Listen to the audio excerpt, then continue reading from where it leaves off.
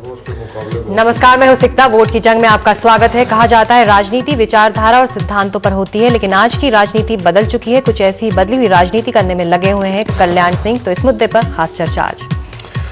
मैं हूं विज्ञान प्रकाश। साथ ही बात करेंगे राजनीति में कैसे लोग अपने परिवार के सदस्यों की मदद कर रहे हैं, राजनीति के बड़े प्लेयर्स और उनके बेटे। उसके साथ हमारे साथ एक खास बातचीत में, खास चर्चा में होंगी प्रतिभा अडवाणी। लेकिन सबसे पहले नजर इस प्रोग्राम की हेडलाइंस पर।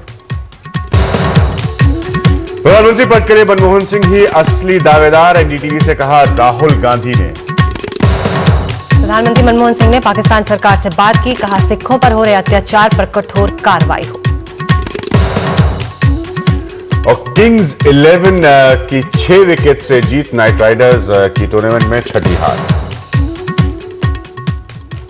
तो कुछ ही मिनटों में हम एक खास मेहमान आपके सामने पेश करने वाले हैं। प्रतिभा अडवाणी बीजेपी की PM in waiting Lalkrishna Advani की बेटी होंगी हमारे साथ कुछ ही पलों में वोट की जंग में। लेकिन वक्त है सबसे पहले वोट की जंग की सुर्खियों का, हेडलाइंस का। कल्याण सिंह ने फिर बदला बयान, कहा बाबरी मस्जिद मुद्दे पर बीजेपी ने फंसाया। 6 दिसंबर 1992 को विवादित ढांचे के विषय में मुझे कोई पश्चाताप नहीं है। साजिश तो भाजपा की थी। मुलायम को महंगी ना पड़ जाए, कल्याण से दोस्ती, मुसलमान वोटर है नाराज। और वोट की जंग में सबसे बड़ा स्टार किड इन चुनाव में।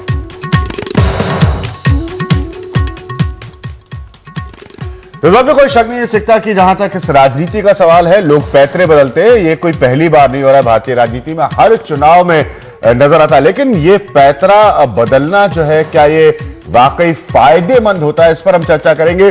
और यूपी की तस्वीर को खासतौर पर हम समझने की कोशिश करेंगे। हमारे साथ इस खास चर्चा में शामिल होंगे मोहन सिंह, समाजवादी पार्टी के नेता, अभिषेक सिंघवी कांग्रेस के स्पोक्स पर्सन, और अपने चुनाव से लौटे शाहनवाज हुसैन बीजेपी के नेता। आप तीनों लोगों का बहुत बहुत स्वागत है इस प्रोग्राम में। मोहन सिंह जी, मैं आपसे इस चर्चा की शुरुआत करूंगा।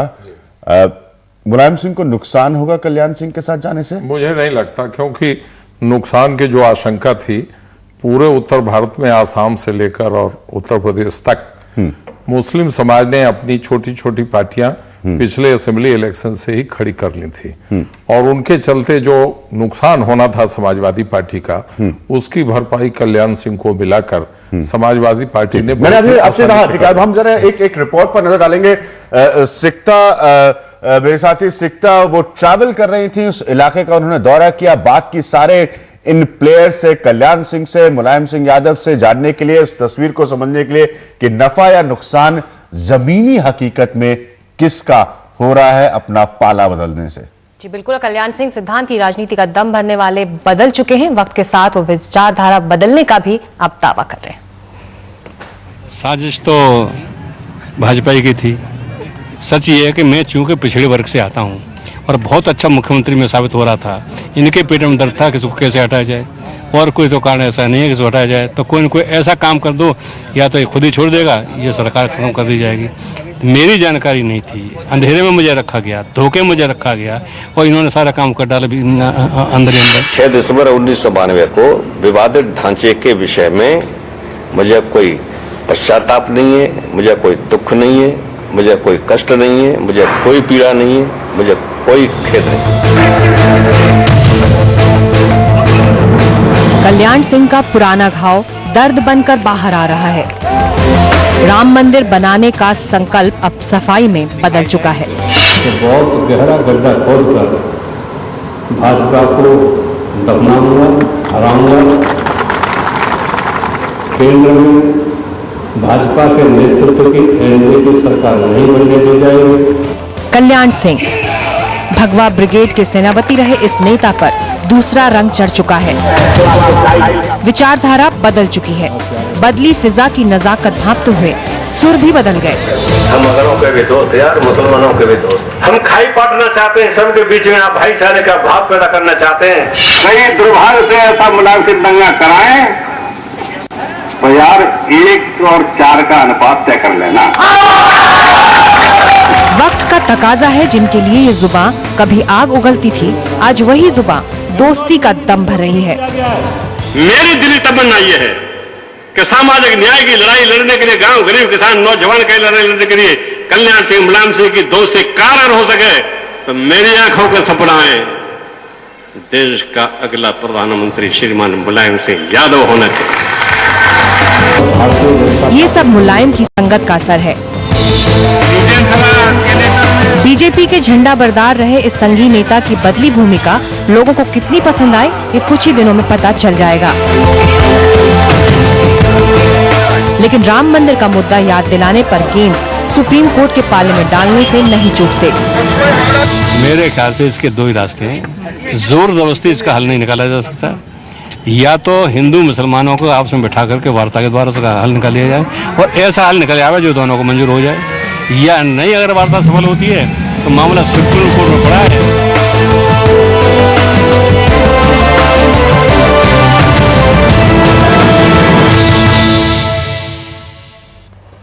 तो इससे बदली हुई राजनीति पर चर्चा करने के लिए 3 खास मेहमान मोहन सिंह, शाहनवाज हुसैन और अभिषेक मनु सिंघवी। पहला सवाल इस वक्त शाहनवाज हुसैन आपसे, गड्ढा खोदने की बात बीजेपी के लिए कल्याण सिंह कर रहे हैं, साजिश क्यों रची थी आप लोगों ने उनके खिलाफ तब? देखिए, कल्याण सिंह अयोध्या आंदोलन में सजा याफ्ता एक ही मात्र बीजेपी के नेता हैं जिनको मुलायम सिंह जी ने गले लगाया है। कल्याण सिंह जी का जो भाषण आपने सुनाया, जब लखनऊ में मैं भागलपुर से चुनाव जीत कर गया, पार्टी का अधिवेशन चल रहा था, तब उन्होंने कहा कि हर मुसलमान आतंकवादी नहीं है, फिर हर आतंकवादी मुसलमान क्यों होता है। ये भाषण के बाद मेरा भाषण होना था। मैंने राजनाथ सिंह जी से कहा ऐसे भाषण के बाद मैं भाषण नहीं करूंगा, ये बहुत जहर उगल रहे हैं। उन्होंने कहा कि नहीं, इन्होंने ज़्यादा बोला। जो पार्टी के अंदर जहर उगलने का काम जो उन्होंने किया, आज कल्याण सिंह, मुलायम सिंह जी के पास कौन मंत्र है जो फूंक कर एक दिन में कल्याण सिंह को सेकुलर बना रहे हैं।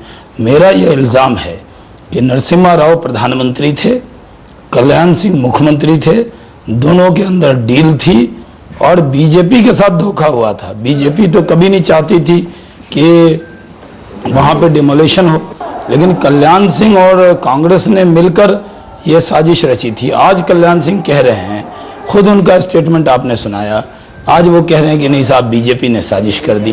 पहले तो वो कह रहे थे कि मुझे कोई खेद नहीं है, कोई बड़ा गर्व है, और एक दिन की सज़ा भी उनकी हुई। तो एक सज़ा याफ्ता आदमी जो कोर्ट से प्रूव है कि वो अयोध्या आंदोलन में सज़ा याफ्ता आदमी है, उनको मुलायम सिंह जी ने गले लगाकर मुसलमानों के जख्म पर नमक छिड़का है। आप सजा याफ्ता लफ्ज को आपने 2-3 बार इस्तेमाल किया, मैं आऊंगा उस पर। मैं जरा मोहन सिंह जी से पहले सवाल पूछना चाहूंगा। मैं आऊंगा आपकी इस बात पर। आप कह रहे हैं कि अब अपना आपको सेक्युलर प्रूव करने की कोशिश कर रहे हैं कल्याण सिंह। मैं जानना चाहूंगा कि जब वो बीजेपी में थे कि वो कितने सेक्युलर थे। मोहन सिंह जी, एक सवाल सीधा आपसे, कितने दिन चलेगी मुलायम सिंह यादव और कल्याण सिंह की दोस्ती? देखिए, पिछली बार भी जब उत्तर प्रदेश में हमारी सरकार बनी तो उसमें कल्याण सिंह की अहम भूमिका थी, और जो लोग भी आज कल्याण सिंह को गालियां बक रहे हैं, उस जमाने में होने वाले राज्यसभा और विधान परिषद के चुनाव में सभी एक व्हिप के ऊपर वोट करते थे। तब कल्याण सिंह से किसी को आपत्ति नहीं थी, और जो सरकार बनाने का जुलूस निकला उसमें कांग्रेस के नेता, समाजवादी पार्टी के नेता, आरएलडी के नेता कल्याण सिंह के साथ डाइस पर एक साथ मौजूद थे। मैं ऐसा समझता हूं समय और परिस्थिति के अनुसार आज केवल राजनीतिक रूप से उनको बदनाम करने का एक नया अभियान चल रहा है। मैं अंदर से इस बात को विश्वास करता हूं कि उत्तर प्रदेश में जिस तरह की नई राजनीति का उभार हो रहा है, उसमें सारी किसान जाति के नेता एक मंच पर शीघ्र आ जाएंगे, और मैं समझता हूं ये एक टिकाऊ ताकत। सर, मेरा सवाल बहुत सीधा सा था, कितने दिन चलेगी कल्याण सिंह? वही मैं कह रहा था अगला वाक्य कि ये बहुत टिकाऊ दोस्ती होगी, बहुत टिकाऊ दोस्ती होगी, और बहुत आगे तक ये किसानों की राजनीति देश तक चलेगी, ऐसा मैं विश्वास करता हूं। ये बहुत टिकाऊ होगी, 16 मई के बाद भी टिकेगी? जरूर टिकेगी। टिकेगी। हाँ, मैं ये प्रोग्राम निकलवा के रखूंगा, 16 मई के बाद भी टिकेगी। अवश्य है, और फिर इस प्रोग्राम में बुलाइएगा मुझे जरूर। बिल्कुल, चलते हैं। ठीक है, जरूर। अभिषेक मनु सिंघवी इस वक्त हमारे साथ हैं। ये दोस्ती टिकने वाली है, समाजवादी पार्टी ये कह रही है इस वक्त, तो क्या इस दोस्ती का आप साथ देंगे? अगर गणित को देखकर आंकड़ों की जरूरत पड़ी 16 तारीख के बाद? अभिषेक मनु सिंघवी। कांग्रेस का स्टैंड शुरुआत से स्पष्ट है और सब पार्टियों में जो आप मजाक देख रहे हैं उसमें सिर्फ कांग्रेस का स्टैंड कंसिस्टेंट है। पहली बात तो यह है कि तथ्यों के आधार पर कोई बहस नहीं चल रही है इस वक्त। सब अपने मन में जो आ रहा है वो कह रहे हैं। 1992 में दिसंबर में अभियान चलाया, रथ यात्रा चलाई और उसके बाद खड़े थे बाबरी के एकदम पास निकट अडवाणी जी, हाथ मसल रहे थे और 2 साल बाद कहा कि मेरे जीवन का सबसे दुखद क्षण था ये। उनके पास श्री मुरली मनोहर जोशी और श्रीमती उमा भारती, सुश्री उमा भारती बहुत आनंद ले रही थी उस पूरे इवेंट का। ये तो रहा बीजेपी का चाल चरित्र चेहरा। दूसरा, जब बीजेपी कहती है कि जले पे नमक छिड़क रहे थे, मुसलमानों के बारे में ये बात कर रहे थे, तो मुझे आश्चर्य इस बात का होता है कि जब वो कल्याण सिंह जी को डिसोन कर रहे हैं इस ग्राउंड पे, तो कभी वरुण गांधी को दरकिरार नहीं कर पाए, इसके लिए नरेंद्र मोदी को नहीं कर पाए, माया कोददानी को नहीं कर पाए। नंबर 2, उस वक्त प्रदेश की कानून व्यवस्था प्रदेश के अधिकार क्षेत्र की होती है। उस प्रदेश के मुख्यमंत्री थे, संवैधानिक पदासीन व्यक्ति थे, जिन्होंने हलफनामा दिया उच्चतम न्यायालय में, श्री कल्याण सिंह। तो मैं समझता हूं दोनों, बीजेपी और श्री कल्याण सिंह, पूरी तरह से किसी भी संदेह के बिना टोटली गिल्टी थे, गिल्टी हैं। और वो किसी से गठबंधन करें न करें, टिकाऊ हो न हो, बीजेपी का सच्चा चेहरा इस मामले में और कल्याण सिंह का चेहरा वही रहेगा। और मैं समझता हूं अल्पसंख्यक सब ये जानते हैं। इस प्रकार के अभिषेक सिंह जी, बस एक चीज यहां पर पूछना चाहूंगा आपसे, क्योंकि आज कल्याण सिंह मुलायम सिंह यादव के साथ है, मुलायम सिंह यादव जी की पार्टी के एक सीनियर लीडर यहां पे कह रहे हैं कि ये दोस्ती टिकाऊ है। क्या कभी आप किसी भी तरह के पॉलिटिकल अरेंजमेंट में आएंगे मुलायम सिंह यादव के साथ? अब कभी हमने तो शुरुआत से कहा था, मुलायम सिंह यादव जी हमारा समर्थन कर रहे थे उस वक्त। तब से कहा कि मुलायम सिंह जी या उनकी पार्टी समर्थन करे, उनसे तालमेल हो, सीट का न हो, उनसे बाद में गठबंधन हो ना हो, उससे हमारा कोई सरोकार नहीं। जहां तक कल्याण सिंह का सवाल है, अगर मुलायम सिंह जी कभी हमारे मित्र बनते हैं या कभी रहे थे, तो इसका मतलब ये नहीं कि उनका हर मित्र हमारा मित्र बन जाता है। ये तो हमने बार बार स्पष्ट किया शुरुआत से, और यहां तक स्पष्ट किया जबकि मुलायम सिंह जी हमारे साथ थे, हमने उसको बहुत स्पष्ट रूप से 10 बार कहा है। मतलब आप कह रहे हैं कि आपको कोई दिक्कत नहीं है आप मुलायम सिंह से दोस्ती करने में, भले ही कल्याण सिंह उनके साथ हो, आपको कोई दिक्कत नहीं है, भले ही जो 6 दिसंबर की घटना से जुड़ा नाम जो है राजनीति का वो मुलायम सिंह के साथ हो। अगर हमारी तालमेल पहले रहा है, पहले समर्थन रहा है, पहले किस प्रकार का लूज गठबंधन रहा है, और अगर आंकड़े ये आवश्यक करते और भविष्य में रहता है, तो दोनों बार रहेगा। अगर तो सपा के साथ रहेगा, न कि कल्याण सिंह जी के साथ, न कि बीजेपी के साथ। बिल्कुल। तो कन्वीनियंटली कांग्रेस इस वक्त ये कह रही है कि उसे कोई दिक्कत नहीं है, लेकिन मंदिर का मार्ग प्रशस्त करने वाले कल्याण सिंह अब सुप्रीम कोर्ट को याद कर रहे हैं। बीजेपी का दामन छोड़कर वो मुलायम सिंह यादव से दोस्ती कर चुके हैं। सवाल सिक्का बड़ा सीधा सा उठता है और बुनियादी सवाल इस राजनीति का यह है कि इसमें नफा नुकसान किसका है? राजनीति बगैर नफा नुकसान को तौले हुए कभी नहीं होती।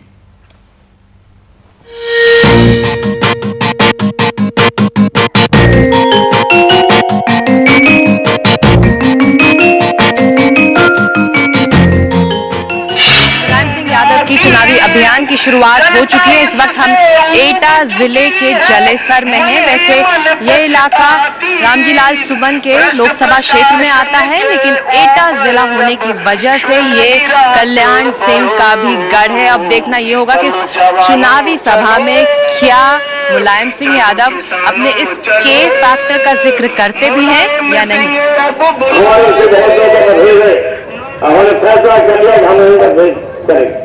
जिन्होंने अपील है कि उत्तर प्रदेश में सबसे ज्यादा वोट पर कल्याण सिंह को जिता दो एटा के भाइयों, तो मुझे सबसे बड़ी खुशी होगी। मुस्लिम वोट बैंक पर अपना दावा ठोकने वाले मुलायम कल्याण से अपनी दोस्ती में भी फायदा देखते हैं। मुलायम का अपना राजनीतिक हिसाब किताब है। उन्हें कल्याण के साथ बन रहा समीकरण ज्यादा सटीक लग रहा है। कल्याण सिंह ने समाजवादी पार्टी की मदद करने का फैसला किया। उन्होंने कहा न तो हम दल बनाएंगे और न किसी दल में जाएंगे, लेकिन समाजवादी पार्टी की मदद करेंगे, मुलायम सिंह की मदद करेंगे। दरअसल राजनीति के इस पहलवान की नजर सूबे के 2 से 6% लोध वोटरों पर है। मुलायम को लगता है कि लोध पार्टी के नाम पर नहीं, कल्याण के नाम पर वोट देंगे। जब हमारा नेता है वहाँ कम से कम हमारी 25 सीटें हैं लोकसभा की, जिसमें हमारा लोध बहुल वोट है, वो सब कल्याण सिंह के साथ रहना चाहिए। 80% लोग जो है कल्याण सिंह के साथ है। लेकिन राजनीति के इस अखाड़े में हर दांव सही पड़े जरूरी नहीं। मुलायम की मुश्किल ये है कि लोध वोट बटोरने के चक्कर में उत्तर प्रदेश के करीब 19% मुसलमान उनसे मुंह न मोड़ ले। बाबरी मस्जिद ढहाए जाने के बाद कांग्रेस से मुसलमान दूर हो गए। उन्होंने मुलायम को अपना नेता माना, लेकिन इस बार तस्वीर बदलती दिख रही है।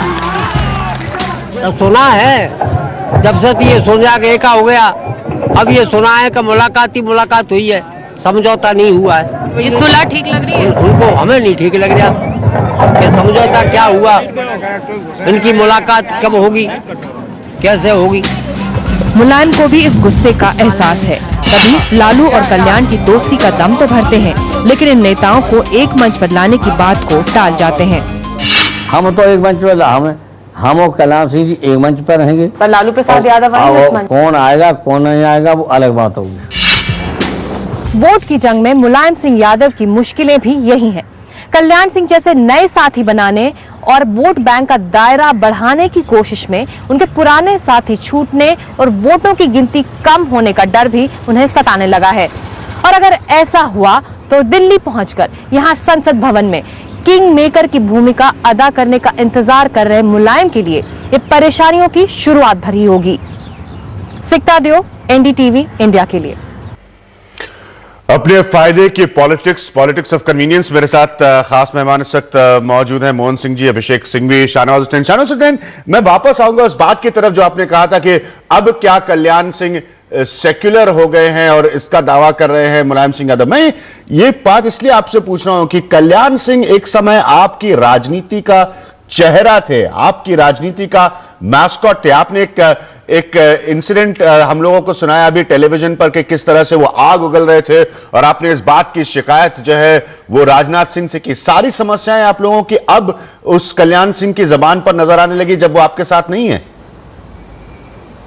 नहीं, पहले भी ये बात हम लोग जानते थे कि अब वो पार्टी में थे और सीएम थे और जो कुछ हुआ था, जैसे आपने कहा कि अडवाणी जी ने उसके बाद पहले पार्टी में थे, चीफ मिनिस्टर थे, सीनियर लीडर थे, चेहरा थे बीजेपी की राजनीति का, इसलिए आपने नजरअंदाज किया। नहीं, नजरअंदाज नहीं किया। हम तो ये कह रहे हैं कि भारतीय जनता पार्टी अपनी आइडियोलॉजी से कोई कंप्रोमाइज नहीं करती, लेकिन एक नेता जाकर बाहर झूठ बोलता है कि हमारे साथ साजिश हुई और ये हुआ।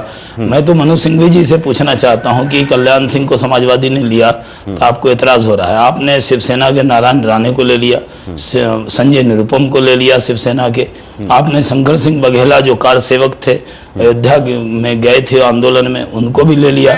आप किस मुंह से कह सकते हैं मुलायम सिंह जी को? आप भी तो यही काम कर रहे हैं। जब बीजेपी में है तो कम न लड़ा। आपके पास कौन सी दवा है जो पिला के आप सेक्युलर बना लेते हैं एक दिन के अंदर? भारतीय जनता पार्टी ये मानती है कि हम आइडियोलॉजी की बात करते हैं, हम व्यक्ति की बात नहीं करते।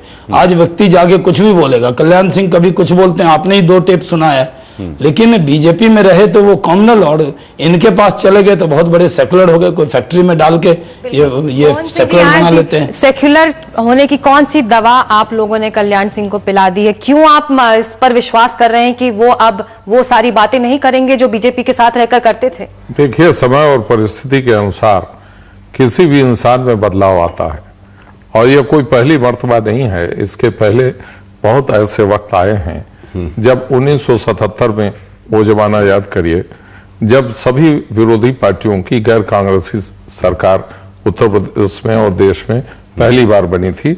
उसमें कल्याण सिंह जी और मुलायम सिंह जी दोनों एक साथ कैबिनेट मंत्री थे। फिर जो 89 की सरकार भारत में बनी, भारतीय जनता पार्टी ने और कम्युनिस्ट पार्टियों ने उस सरकार का बाहर से समर्थन पर किया। इस वक्त समाजवादी पार्टी का वोटर ये क्यों विश्वास करे कि कल्याण सिंह बदल गए हैं, और क्यों समाजवादी पार्टी का वोटर कल्याण सिंह के लिए वोट करे? समाजवादी पार्टी का वोटर मुलायम सिंह यादव में विश्वास करता है, समाजवादी पार्टी का वोटर समाजवादी आंदोलन में विश्वास करता है। तो जहां समाजवादी आंदोलन में मुलायम सिंह खड़े होंगे, उनका मतदाता मंडल उसी जगह पर खड़ा होगा, चाहे साथ किसी का हो। इसलिए इस परेशानी में आप लोग मत पड़िए कि मुलायम सिंह का मतदाता कल्याण सिंह को वोट करने वाला है कि नहीं करने वाला। परेशानी में पड़े आपका वोटर, जिसको ये तय करना है कि कैसे हृदय परिवर्तन हो गया कल्याण सिंह जी का, कैसे हृदय परिवर्तन हो गया मुलायम सिंह जी का, कैसे हृदय परिवर्तन हो जाता है चुनाव में नेताओं का, कैसे नेता अपना पाला छोड़ के दूसरे में चले जाते हैं। और वोटर से एक्सपेक्ट करते हैं कि आप ध्यान दीजिए इन चुनाव में, खास तौर पर देखते रहिए कि कौन सा नेता कहां कहां जा रहा है और उसकी विचारधारा को वैसे फॉलो करिए।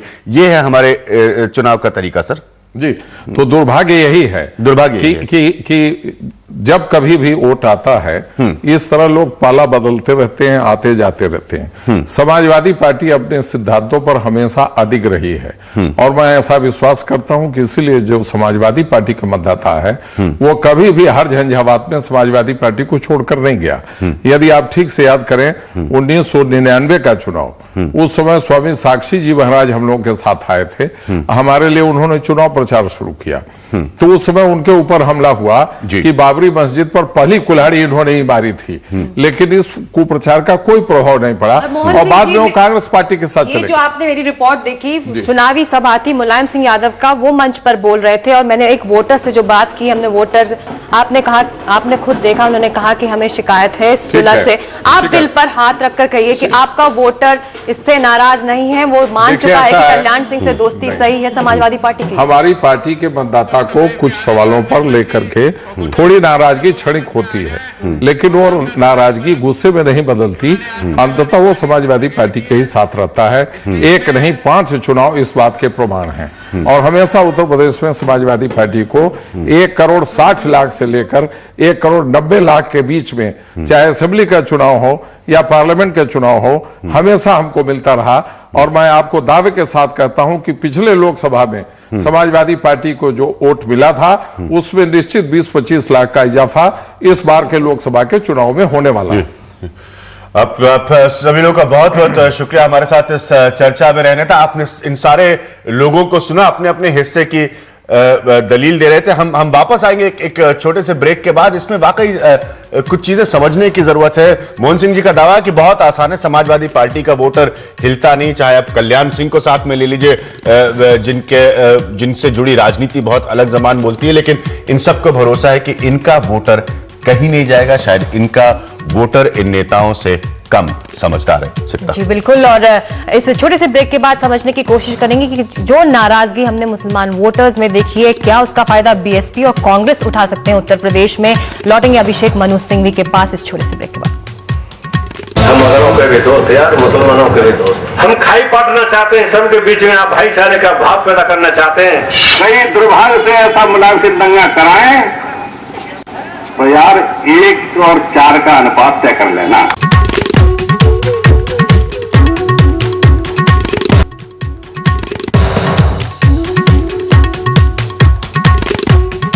और वोट की जंग में आज हम चर्चा कर रहे हैं मुलायम सिंह यादव और कल्याण सिंह की दोस्ती और उत्तर प्रदेश की राजनीति पर इसका असर। हमारे साथ 3 खास मेहमान, शाहनवाज हुसैन, मोहन सिंह और साथ ही अभिषेक मनु सिंघवी।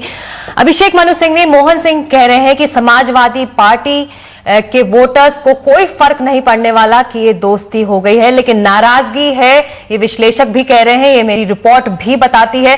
क्या ये कांग्रेस के लिए अच्छी खबर है जो वोटर आपको छोड़कर जा चुका था, लौटता हुआ इस वक्त थोड़ा दिखाई दे रहा है? ये तो सिर्फ समय ही बताएगा और अब समय बहुत कम बचा है, कुछ ही दिनों की बात है। लेकिन अल्पसंख्यक सिर्फ कोई एक चीज को नहीं देखता, वो अच्छे से समझता है कि पूरी इतिहास क्या रहा है, पूरा संस्कृति क्या रही है। अगर इस देश में एक पार्टी रही है जो सैद्धांतिक रूप से शुरुआत से हमेशा इनके साथ खड़ी है, इनके साथ सहानुभूति रखती है और सिर्फ घड़ियाली आंसू नहीं बहाती, तो वो कांग्रेस है। वो वोटर ये देखेगा कि कब कब बीजेपी उनके लिए घड़ियाली आंसू बहाती है और साथ साथ देखेगा उनके ऐसे लीडरों के कारनामे जिनके नाम मैंने पहले बोले, चाहे वो मोदी हो, चाहे वो वरुण गांधी हो, चाहे वो विनय कटियार हो, चाहे वो प्रवीण तोगड़िया हो, वगैरह वगैरह। साथ साथ जो आरोप हमारे पे लगाया गया वो किसी संजय निरुपम या नारायण राणे को पार्टी में लेने वाली बात बिल्कुल तुलनात्मक नहीं है। संजय निरुपम या नारायण राणे ने खड़े होकर बाबरी में तुड़वाया नहीं बाबरी को, उनके लीडर पास खड़े होकर आनंद नहीं ले रहे थे। वो संवैधानिक पद पे आसीन एक मुख्यमंत्री नहीं थे और उन्होंने हमारी पार्टी तब ज्वाइन की जब अपनी पुरानी पार्टी से सब संबंध तोड़ दिए, सब प्रकार के। आप वाघेला जी को जोड़ लीजिए, वो तो काफी अरसे से हमारे साथ हैं। अगर सब प्रकार से तोड़ दिया और ऐसी कोई हरकत नहीं की तब हमारे साथ है वो। तो अभिषेक सिंह जी, कहा तो ये जा रहा है ना, प्रॉब्लम आप लोगों की राजनीति की है ना अभिषेक सिंह जी, जो आपकी पार्टी में नहीं रहता है तब तक वो सेकुलर नहीं रहता, उसके बाद जब आपकी पार्टी में शामिल हो जाता है या आपकी तरफ आ जाता है, वही तो कह रहे फिर लोग रातों रात सेकुलर हो जाते हैं। दिक्कत तो ये है। हमने कहा लिया, तो हमने कहा लिया कल्याण सिंह जी को, ये प्रश्न का क्या तर्क क्या हुआ? कल्याण सिंह जी को क्या हमने माना है, हमने अपनाया है, हमने लिया है, हमने समर्थन किया है? आपने नारायण राणे को तो अपनाया है ना जो शिवसेना में थे, आपने संजय निरुपम को तो अपनाया है ना जो शिवसेना में थे। संजय निरुपम को अपनाया जब उन्होंने अपनी पार्टी से संबंध तोड़ दिए और वो बाबरी जैसे किसी भी इवेंट में किसी प्रकार से शामिल नहीं थे। क्या संजय निरुपम ने वो किया जो अडवाणी जी और मुरली मनोहर जोशी ने और उमा भारती ने किया, या जो कल्याण जी मंच पे थे लखनऊ में? बिल्कुल। शाहनवाज हुसैन इसका जवाब देना चाहते हैं। जी,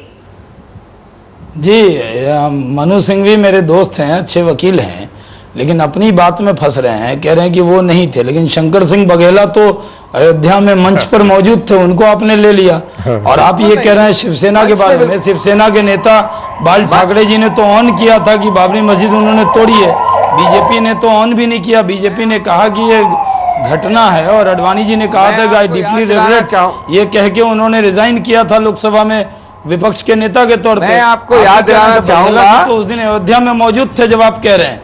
और दूसरी बात जो मैं कहना चाहता हूं कि एक दिन के अंदर कल्याण सिंह जी आपके पास नहीं आए तो आपने नहीं लिया, अगर आपके पास आते तो आप उसके लिए भी वही बात कहते जो बघेला जी के लिए और संजय निरुपम के लिए कह रहे हैं। संजय निरुपम की तकरीर में निकाल के राज्यसभा में जो दिया है और नारायण राणे ने, वो आपको भिजवा देता हूं और आप फिर देखिए कि क्या उसके लिए उन्होंने माफी मांगी। सुनील दत्त को इतना दुख हुआ था संजय निरुपम के बात पे जो उन्होंने कहा था और उसका दर्द लेकर वो चले गए, और आज संजय निरुपम आपके अपने हो गए। ये बात कहने की है। मैं कहना चाहता हूं कि भारतीय जनता पार्टी नेताओं की बात कहने की कुछ और होती है। अपना बनता है। एक मिनट हेलो जी बोलिए अभिषेक सिंह जी, बोलिए। मुझे बड़ा हास्यास्पद लगता है ये तकलीफ और ये दुख और दर्द जो भाजपा व्यक्त कर रही है। मैं याद दिलाऊं कि मंच पे खड़े थे उमा भारती और मुरली मनोहर जोशी जो करीब करीब डांस कर रहे थे। मंच पे खड़े थे अडवाणी जी जिन्होंने 2 वर्ष बाद कहा कि मुझे बहुत खेद हो रहा है, मुझे बहुत दुखद क्षण था। इस प्रकार के आडंबर के बाद आप बात कैसे कर सकते हैं? नंबर दो शंकर सिंह बघेला भी थे, मैं फोटो भेज दूंगा। चेहरे को अपनी पार्टी का देखिए, आप अल्पसंख्यकों की बात कैसे कर सकते हैं? अल्पसंख्यकों के लिए पूरे अखिल भारतीय देश में अगर एक चीज भी 60 वर्ष में की है बीजेपी ने या किसी प्रकार का विश्वास निकला है उनका, तो आप उसका प्रमाण बता दीजिए। मैं इसलिए कह सकता हूं, मेरे हिसाब से मुझे ऐसा लगता है कि आप तीनों लोगों का बहुत बहुत शुक्रिया। ये चर्चा कहीं तक भी जा सकती है, लेकिन मैं सिर्फ आप तीनों नेताओं से ये जरूर कहना चाहूंगा कि आप लोग अकलमंद हैं, आप लोग पॉलिटिशियंस हैं, आप लोग दिमाग रखते हैं, अपनी चाल और अपना सारा तरीका राजनीति का सोच कर रखते हैं। वोटर्स के बारे में भी जरूर सोचिएगा, शायद थोड़ी बहुत अकलमंदी वोटर्स को है। इस तरह की बहस सुनने के बाद हम आपको क्या करना है वो नहीं बता सकते, या आपको पहचानना है कि जो नेता रातों रात एक पार्टी से दूसरी पार्टी में चले जाते हैं, रातों रात अपनी आइडियोलॉजी बदल लेते हैं, रातों रात नए साथी बना लेते हैं, उनके साथ आपको किसी चुनाव में क्या करना चाहिए? उत्तर प्रदेश का वोटर मुलायम सिंह यादव और कल्याण सिंह की दोस्ती पर नजर रखे हुए ये मैं बतौर अनुभव बता सकती हूं। इस सेगमेंट में इतना ही, लेकिन आप सभी लोगों का शुक्रिया वोट की जंग में शामिल होने के लिए। इस छोटे से ब्रेक के बाद होंगे हमारे साथ एक खास मेहमान।